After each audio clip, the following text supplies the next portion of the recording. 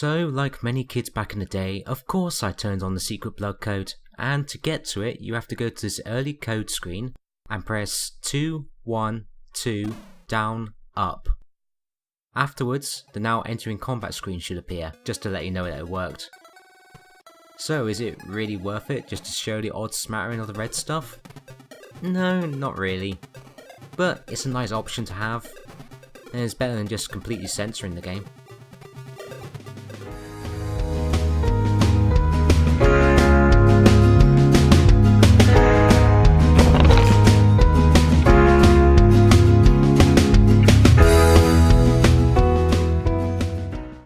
If you were a fan of one-on-one fighters during the early 90s, then there were two franchises which helped make the genre popular.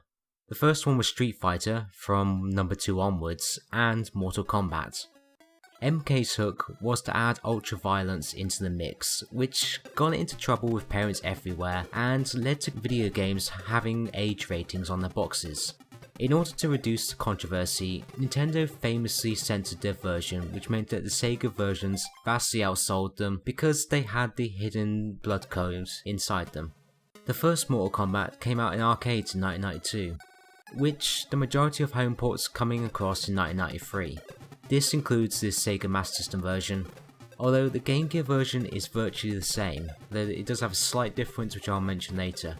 It was also released for virtually every other format at the time, such as the Mega Drive, Mega CD, or Sega CD if you're in America, SNES, Game Boy, PC, and Amiga.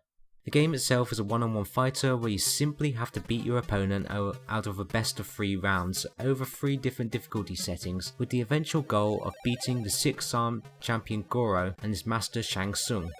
There are 6 fighters you can play as, each with a selection of their own special moves, and 1 fatality, each to brutally finish off your opponent at the end of each round.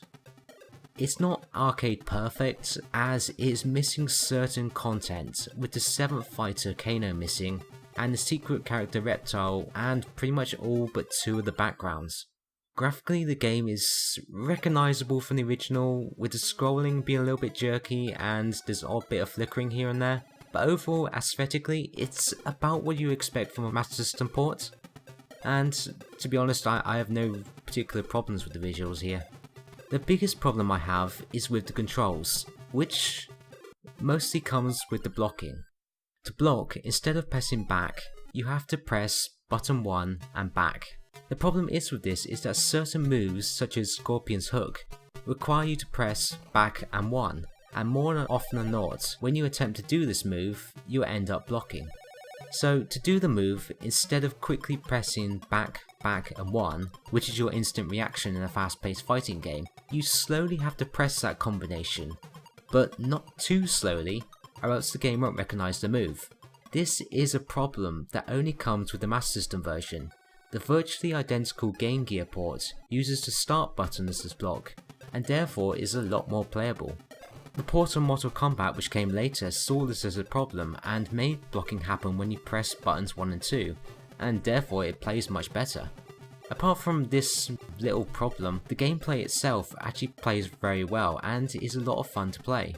My other big problem with the original Mortal Kombat on the Master System, and pretty much any versions of Mortal Kombat to be honest, are those bloody endurance rounds, which appear after fighting the 6 playable fighters and before the bosses.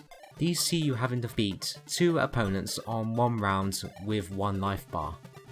This is surprisingly difficult and I always find it a lot harder than the 2 bosses which come afterwards.